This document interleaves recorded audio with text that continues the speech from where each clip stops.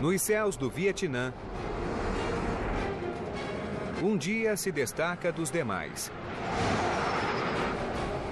10 de maio de 1972. O poder aéreo americano é liberado no Vietnã do Norte em toda sua fúria. Os MiG vietnamitas são abatidos em número maior do que em qualquer outro dia da guerra.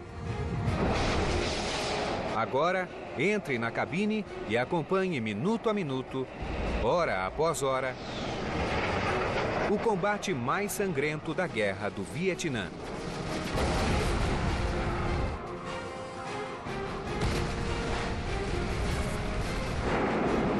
Sinta a batalha. Analise as táticas. Reviva os combates aéreos.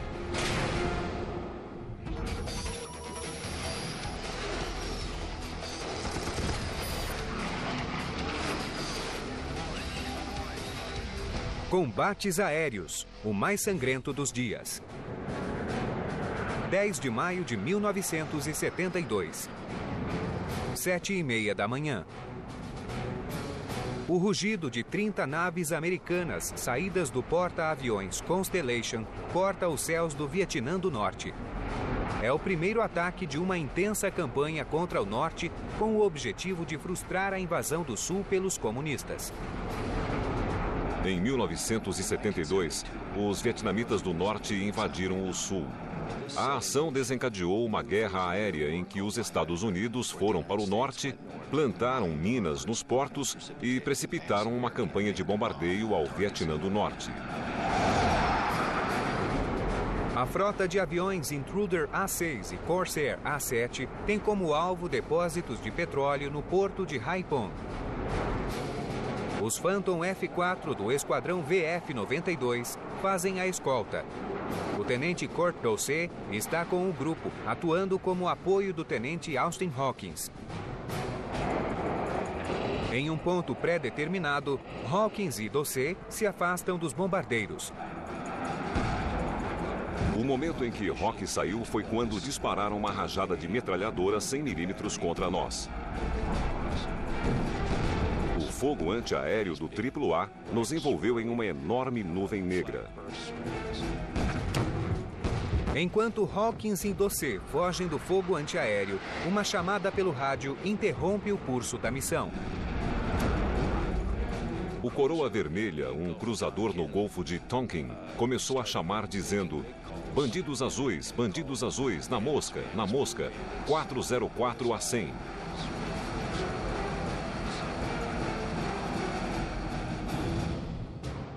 Esse é o código de contato do Coroa Vermelha pelo radar.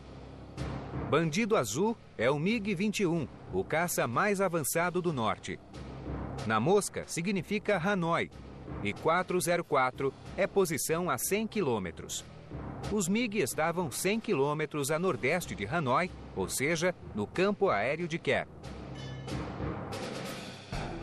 Nós giramos para a direita, entramos em formação de combate com potência máxima e seguimos para a base de Cap. Minutos depois, os aviões Phantom chegam em Cap. Doce percebe 2 MiG-21 com os motores ligados esperando para taxiar na pista. Eu tentava planejar uma rota para contornar e disparar contra eles, enquanto aguardavam para taxiar. Enquanto fazia o trajeto mentalmente, meu operador de radar, Jim McDevitt, avisou que havia mais 2 MiG no ar.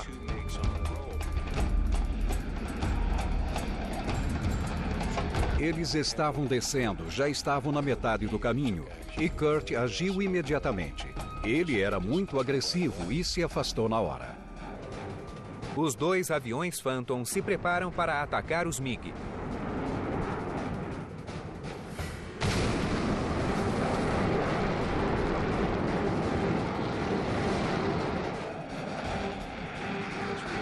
Devido à descida brusca de 1.800 metros e ao clima úmido, minha cabine ficou cheia de névoa que entrou pelas frestas.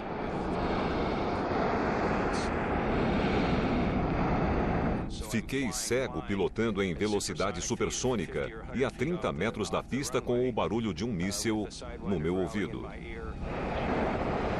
Mais calmo, Dulce liga o sistema de ar-condicionado para limpar a cabine.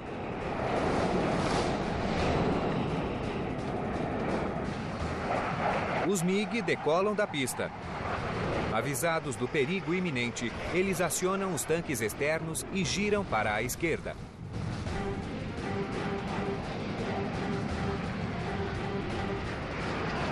Os F-4 partem para a perseguição. Continuávamos muito baixo, a cerca de 15 metros do chão. Lembro-me de erguer as asas várias vezes para passar pelas árvores.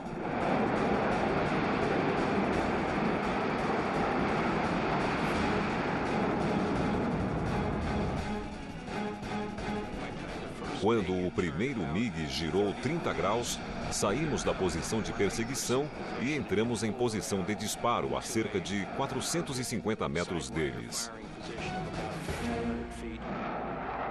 Dulce pressiona o gatilho. O potente motor do foguete Sidewinder AIM-9D é acionado. O míssil fez uma volta de 90 graus em direção ao centro do círculo. Primeiro eu pensei que não ia dar certo e que houve falha de orientação ou de estabilização. Eu me preparava para atacar de novo quando vi o Sidewinder retornando. Ele se aproximou do MiG e disparou a ogiva, mas errou o alvo.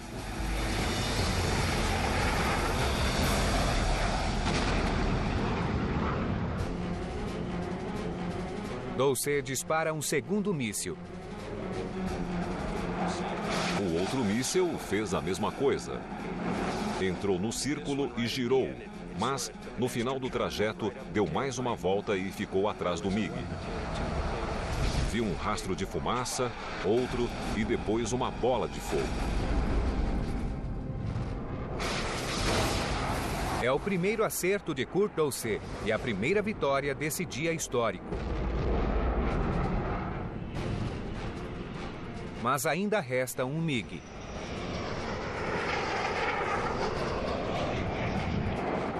Dulce pergunta a McDavid se o míssil Sparrow guiado por radar está pronto. Durante o combate, eu estava tentando fazer a mira no radar e fiquei frustrado por não conseguir fechar no alvo. A confusão é grande perto do solo e não é possível fazer a mira. Mas Dulce tem uma ideia. Eu disse a Rock que lançaria um Sparrow na frente dele para que ele girasse e pudesse fazer a mira. Para tanto, Dulce precisa levantar o nariz da nave e rolar. Durante a descida, estaria em melhor posição para disparar o míssil. Dulce reduz a velocidade. Eu rolei junto com ele como é de hábito dos pilotos de caça. Eu olhei em volta e foi quando vi mais dois MiG-21 vindo em nossa direção a sudeste. Dulce e Hawkins estão aqui e os MiG aqui. A melhor opção é girar rumo aos MiG inimigos para tirá-los da posição de ataque. Os aviões Phantom quebram para a direita e os MiG passam zunindo acima deles. E aceleramos até atingir Mach 1.1 ou 1.2. A potência dos Phantom deixam o inimigo para trás. Ou é o que parece.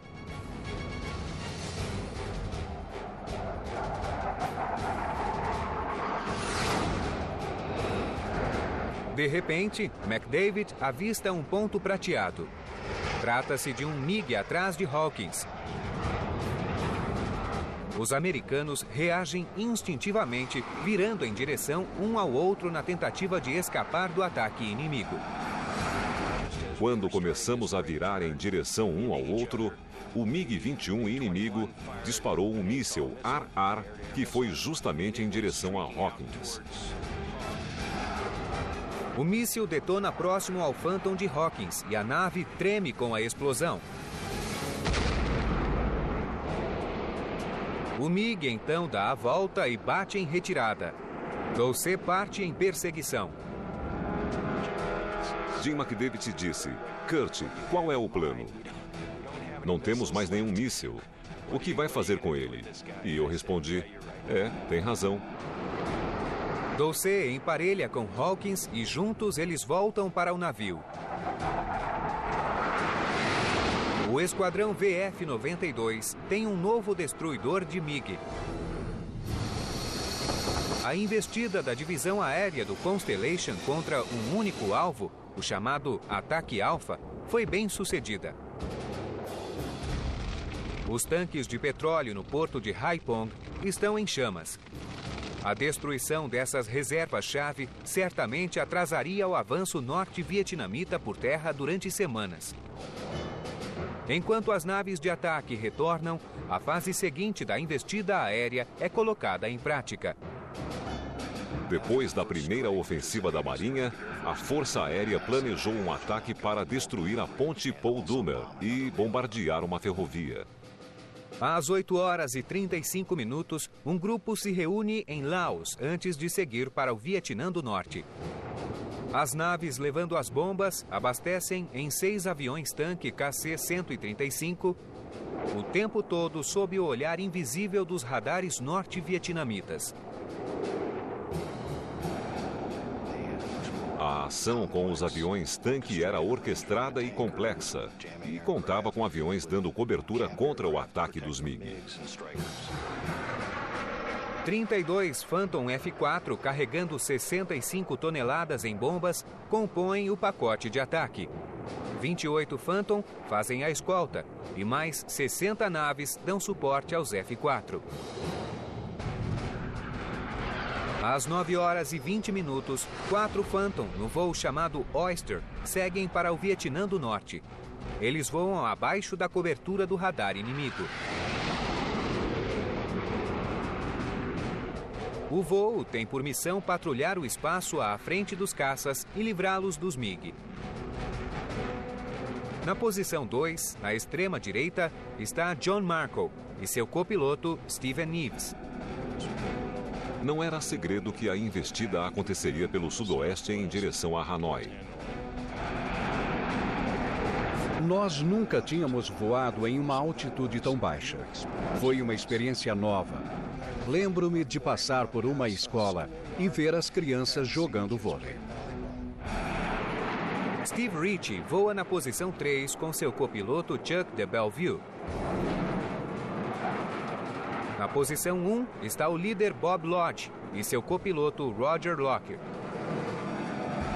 Roger Locker e Bob Lodge eram considerados os maiores aviadores do sudoeste da Ásia. Os homens do voo Oyster logo vivenciariam o combate aéreo mais emocionante da Guerra do Vietnã. 10 de maio de 1972, 9h42. Um grupo de F-4 da Força Aérea sob o codinome Oyster dá início ao segundo grande combate do dia. O voo é feito abaixo do alcance do radar inimigo, enquanto outro grupo de Phantom, o Balter, voa a 7.000 metros e alguns quilômetros atrás. A intenção era atrair as naves inimigas para o voo Balter, bem acima de nós. E quando seguissem em direção a eles, nós atacaríamos. 20 minutos depois de entrar no Vietnã do Norte, o voo Oyster recebe um chamado. 4 bandidos 340 a 38. Eles estão a 4.500 metros e 38 quilômetros a noroeste de Hanoi. O grupo Oyster parte para o combate.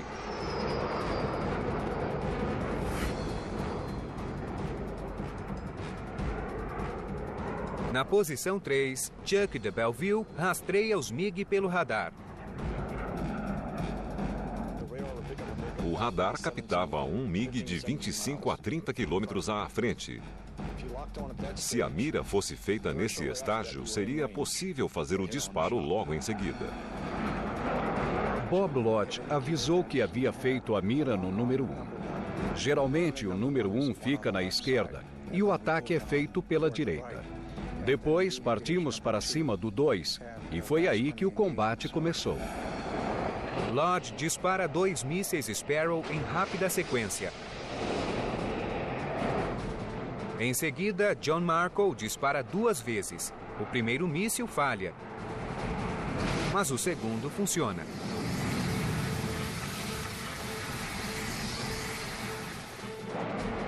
De Bellevue fecha a mira em um terceiro MiG. Eu fiz a mira no radar e fechei, a uma distância bastante aproximada.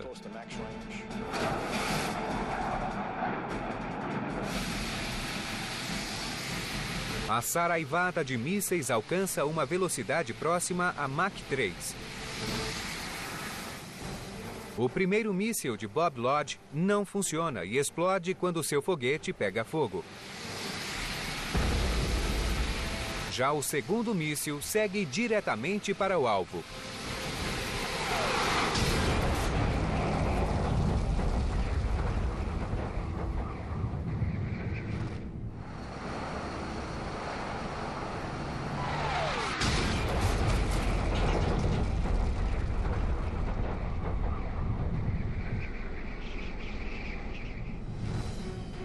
Segundos depois, o míssil de Markle acerta o alvo.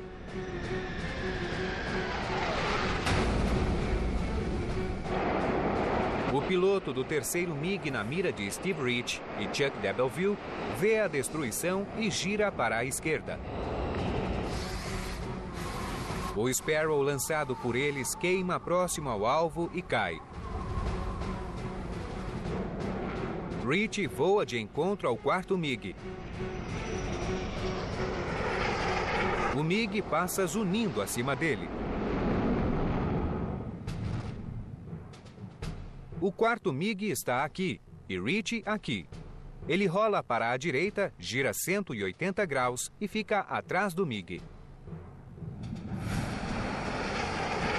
Os MiG até nos ajudaram, pois continuaram em frente e nós ficamos na posição de perseguição até que um deles girou.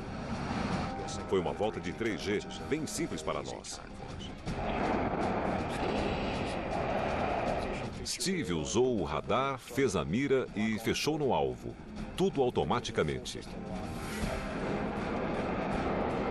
O primeiro míssil falha e sai do curso, e um segundo Sparrow é lançado. O segundo míssil rasgou a barriga do avião, explodiu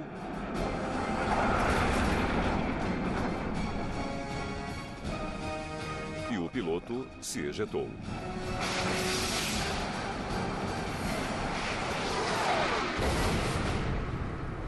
A nave na posição 3 passa pelos destroços.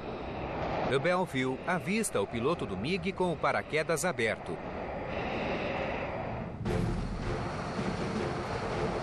Enquanto isso, Bob Lodge e John Markle perseguem um quinto MiG que entrou no combate.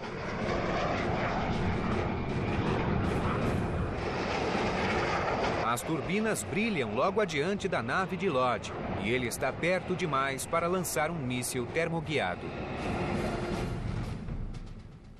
John Markle segue logo atrás para dar cobertura.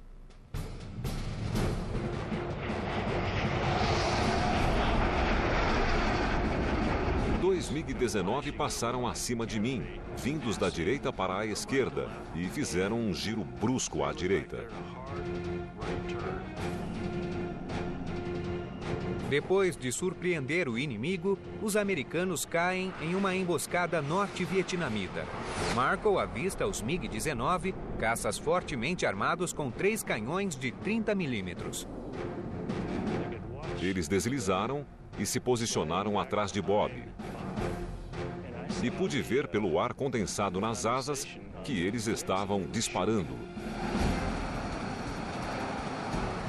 Os projéteis riscam os céus, mas Lodge não se esquiva.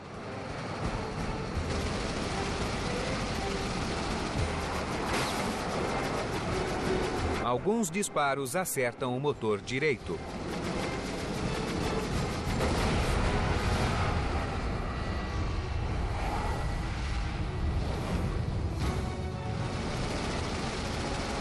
O Phantom se inclina bruscamente e despenca rapidamente rumo ao chão.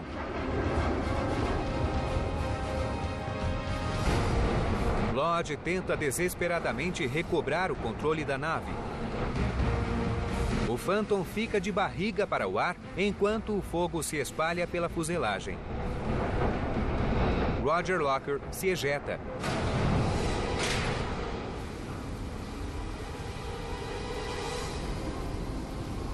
Mas Bob Lodge não consegue escapar do avião condenado.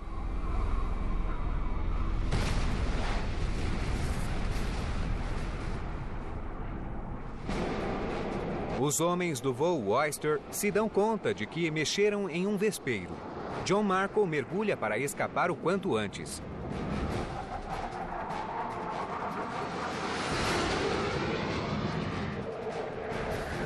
O restante do grupo se dispersa. A gravidade dos fatos demora a ser assimilada. Em um instante, o que era uma missão perfeita se transformou em um terrível pesadelo. 2 dos meus melhores amigos, um colega de classe e um dos maiores aviadores, foram abatidos.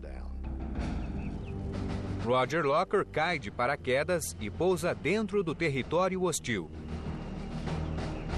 Ele fugiria do inimigo por inacreditáveis 23 dias antes de ser resgatado. Apesar da perda do Oyster 1, o combate soma 3 MiG ao total abatido no dia. Os 4 Phantom suportam a fúria dos MiG enquanto os outros perseguem seus alvos. Às 10 horas, 4 grupos de Phantom seguem para a ponte Paul Doumer, a leste de Hanoi. As naves contam com uma nova geração de munição inteligente. Em 1972, o poderio aéreo americano tinha vantagens. Armas novas, bombas guiadas a laser e teleguiadas que acertavam os alvos com precisão. A destruição da ponte Paul Doumer interromperia o fluxo de suprimentos para as tropas de solo do sul. Os 16 Phantom dão início à viagem rumo ao alvo. O grupo líder, codinome Go-T, leva bombas eletroópticas ou teleguiadas, chamadas Walleyes. O restante leva bombas guiadas a laser, ou Paveways. O grupo Go-T acertará a ponte pela lateral, o melhor ângulo para o sistema de rastreamento das bombas teleguiadas. Os outros grupos atingirão a ponte ao longo de sua extensão. Ignorando o fogo antiaéreo, o grupo Go-T entra em um mergulho de 30 graus e lança as bombas a 4.500 metros de altitude. Os voos Napkin, Biloxi e Jingle despejam as Paveways ao longo da ponte.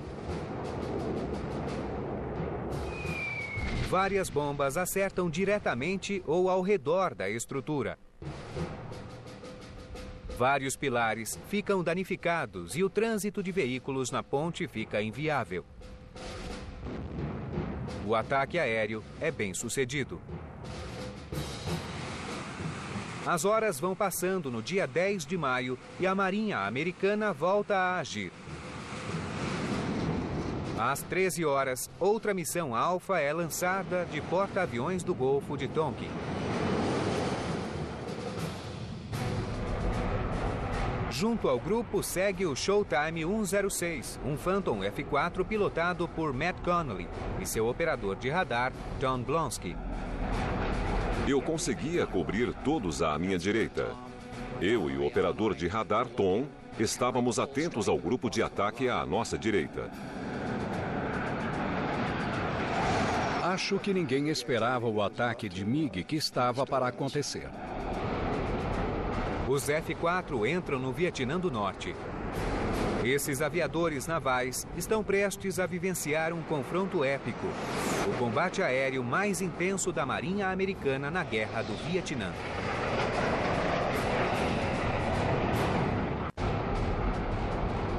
10 de maio de 1972, 13 horas e 15 minutos. As naves da Marinha Americana começam a bombardear as ferrovias de Hai Duong. O piloto de F-4 Matt Connolly patrulha ao norte a 5.500 metros de altitude.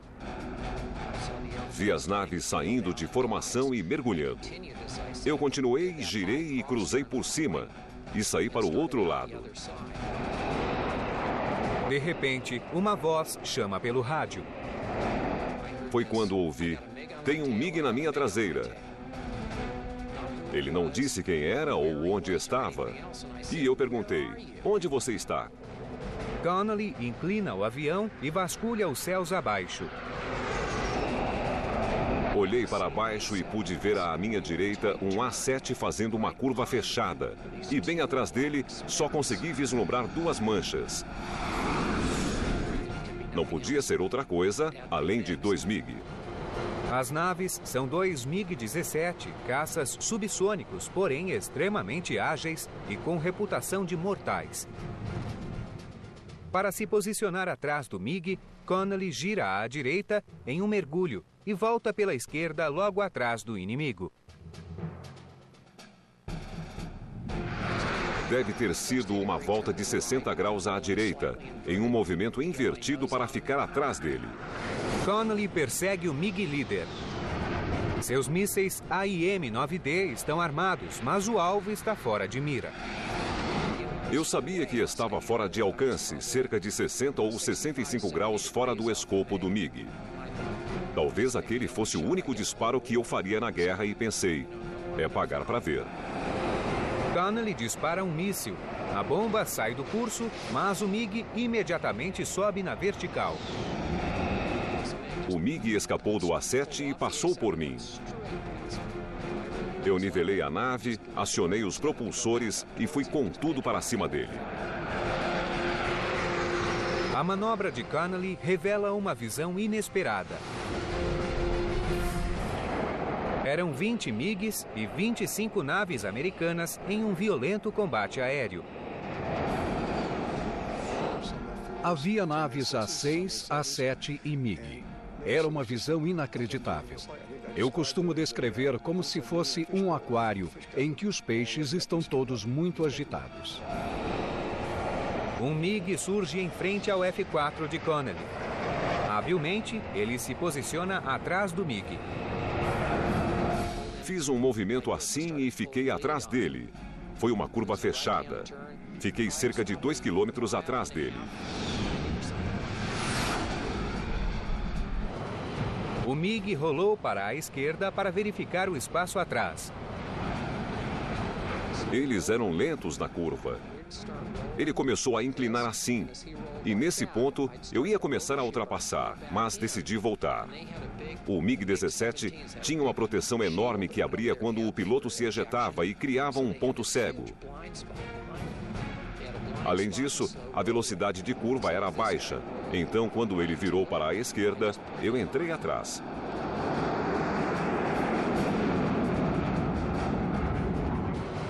Connolly está em posição adequada para usar o Fox 2, o lançador de Sidewinder.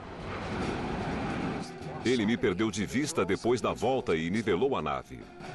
Foi quando consegui fazer a mira e apertei o gatilho. O míssil acertou a cauda em cheio e a nave explodiu. Lembro que a nave explodiu enquanto passávamos. Os destroços não nos atingiram, mas sentimos o calor. Foi inacreditável. O Phantom cruza os céus e Connolly volta para o centro do combate.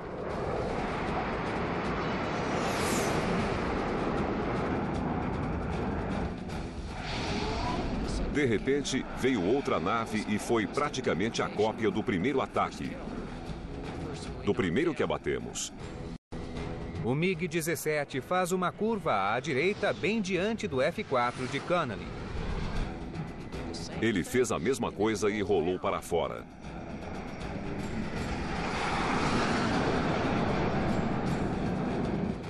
E eu só tinha mais um míssil e queria fazer um bom disparo.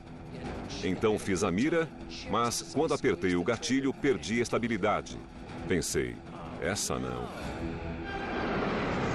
O míssil sai em espiral rumo ao alvo.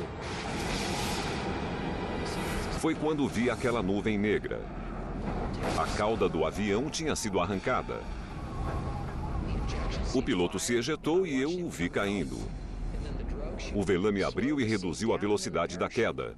E eu vi o paraquedas abrir. Fiquei muito surpreso, porque ele era quadrado. Connelly e Blonsky estão abaixo da linha de combate. Eles precisam subir e voltar para a batalha. De repente, avistei um MiG. E avisei a Matt que havia um MiG vindo pelo sudoeste. Ele estava perto. Comecei a me exaltar. Eu não conseguia ver e ele gritou, à esquerda. Eu disse, esse aí? Eu pensei que estivesse bem longe, mas estava do nosso lado. O MiG passa por baixo do F-4. Quando ele passou por baixo de mim, eu devia ter soltado o tanque central da minha nave, porque ia cair bem em cima dele. Mas ele saiu do outro lado. Ele estava muito perto. Connelly levanta o nariz e sobe acima do MiG. Ele tenta iniciar uma manobra perigosa, mas sua velocidade está muito baixa. Eu subi até uma certa altura e o avião simplesmente parou de voar. Fiz o que geralmente chamamos de rotação pós-parada.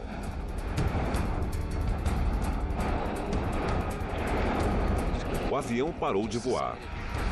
Não havia velocidade nem impulso suficiente e a nave parou. A nave se inclina. O horizonte passa veloz pela cabine à medida que o F-4 entra em queda livre. Connelly e Blonsky sacodem de um lado para o outro dentro da cabine. O Phantom está fora de controle.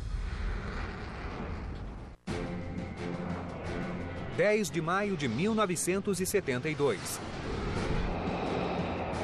Em um combate brutal, o piloto de F-4 da Marinha, Matt Connelly, abateu 2 MiG.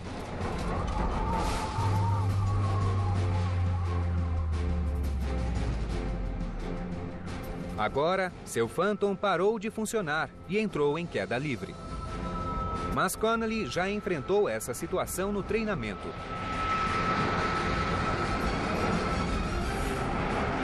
O avião ia cair de qualquer maneira. Ele geralmente dá 3 giros em uma direção e mais 3 giros na outra direção. O pior a fazer seria resistir ou acelerar para tentar sair daquele parafuso, pois não ia funcionar. Isso só ia agravar a situação. Pus as mãos no colo, relaxei e curti a viagem. Connelly sabe que durante a queda, o Phantom ganha velocidade e logo estabiliza. Ele resiste ao ímpeto de controlar a nave e depois de segundos agonizantes, o F-4 recupera o voo.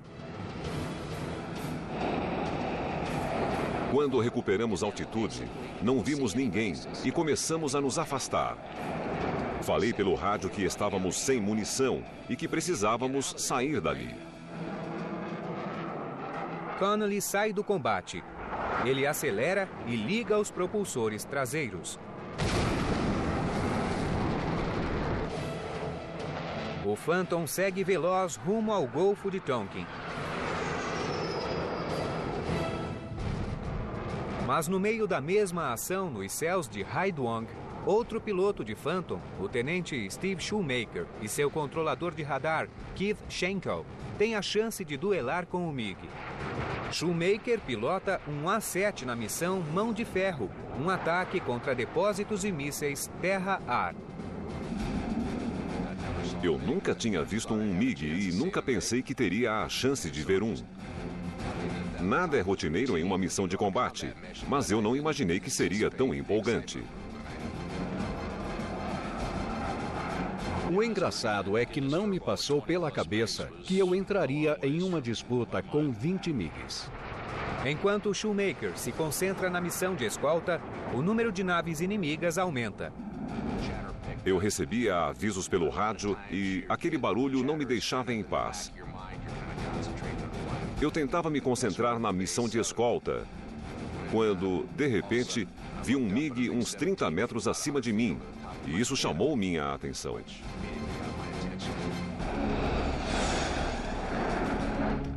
Perguntei a Crenshaw, viu aquilo? Avistei o MiG e ele vinha de frente. Foi quando me dei conta de que estávamos em uma guerra.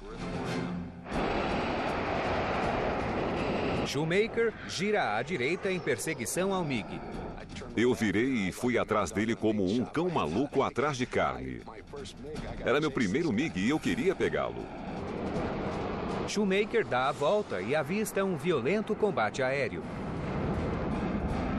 Lembro-me de aviões subindo e descendo por todo lado, e eu não conseguia me concentrar em nada. Eu só tentei assimilar. Foi uma loucura. Fiquei assustado com tamanha atividade em um espaço aéreo tão pequeno. Shoemaker entra na disputa e logo percebe um F-4 com um MiG na traseira. Ele gira para a direita atrás da nave inimiga.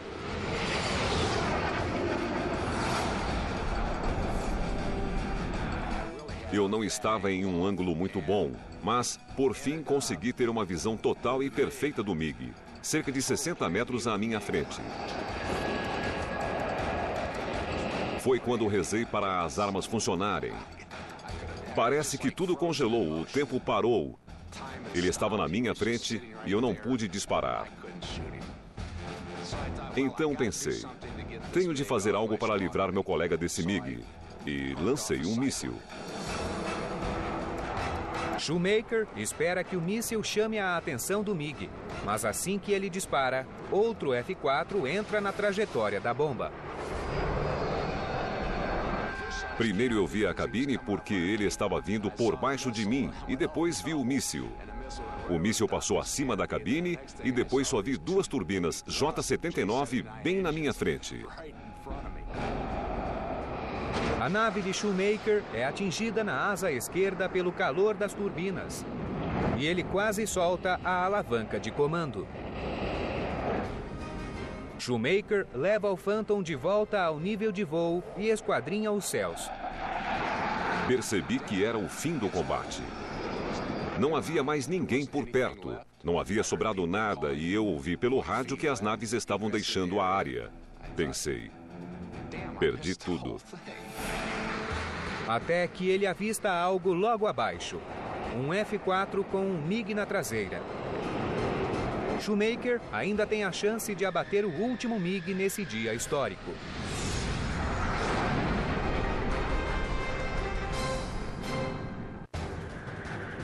10 de maio de 1972. O piloto de Phantom F-4, Steve Shoemaker, avista um companheiro americano sendo perseguido por um MiG. Ele se prepara para o ataque.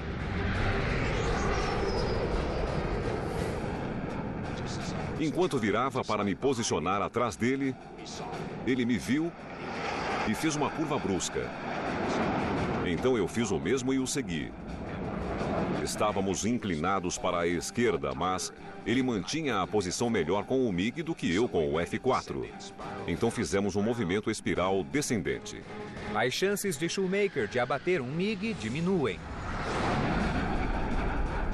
A situação não ia ficar melhor. Então disparei outro Sidewinder. Ele estava voando baixo, sobrevoando umas árvores e eu estava a alguns metros acima.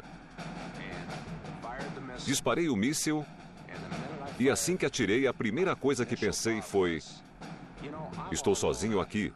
Todos deixaram a área e tem vários MiG por perto. Depois de lançar o míssil, Shoemaker vai fazer uma manobra ascendente. Isso permite que Crenshaw fique de olho no espaço atrás. Eles também interceptam a curva do MiG em busca de um ângulo melhor para lançar o segundo míssil. O míssil sai do lançador e Shoemaker puxa a alavanca de controle. Ninguém o persegue.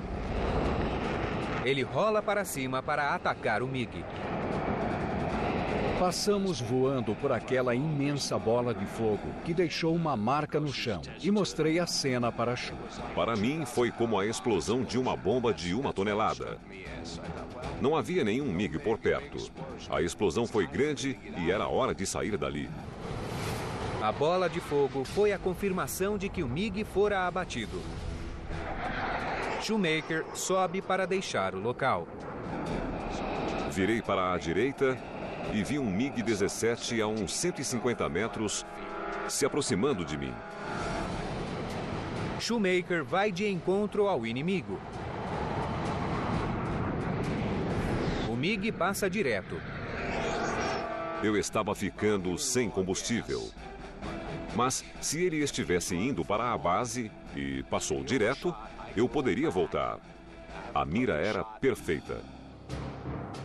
Shoemaker está aqui e o MiG aqui. Shoemaker vai voltar em direção ao MiG na esperança de persegui-lo no trajeto para a base.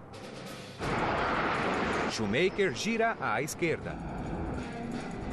Não tive muita sorte, pois quando virei, ele virou junto comigo.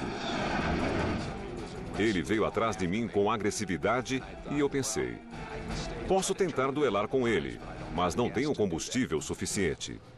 Shoemaker opta por uma manobra de evasão que tira vantagem da potência do Phantom.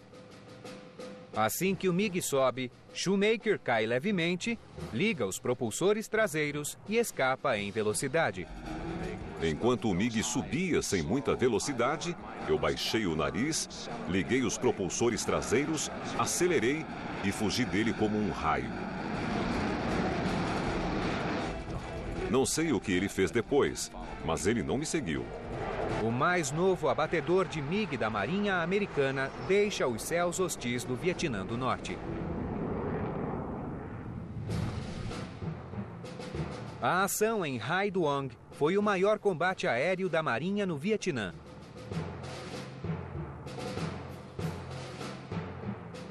Além do MiG abatido por Steve Shoemaker e dos 2 abatidos por Matt Connolly, Randy Duke Cunningham derrubou 3 MiG e se tornou o primeiro as da guerra do Vietnã. Quando voltei para o porta-aviões e pousei, o comandante telefonou e nos deu os parabéns por abater 2 MiG. Ele me perguntou: sabia que Randy Cunningham é o primeiro as? Que ele abateu 3 MiG no mesmo ataque? Eu não estava sabendo. Não sabia mesmo. E comentei que eu sempre era a madrinha, nunca a noiva. Tem dia que você não ganha uma. A ação aérea no Vietnã do Norte em 10 de maio de 1972 foi a mais intensa de toda a guerra. Os pilotos americanos abateram um total de 11 MiG, o maior número contabilizado em um único dia. As naves da Força Aérea e da Marinha Americana destruíram alvos vitais de transporte e infraestrutura e interromperam o avanço dos norte-vietnamitas sobre o sul. Essas investidas deram início a um ataque aéreo que levaria o Vietnã do Norte à mesa de negociação em janeiro de 1973. Mas para os pilotos, o sucesso daquele dia teve um significado totalmente diferente. O nosso trabalho era proteger o esquadrão de ataque. Essa era a nossa função. Éramos a patrulha aérea de combate e tínhamos que manter os MiG longe do esquadrão de ataque. E nossa missão foi muito bem sucedida.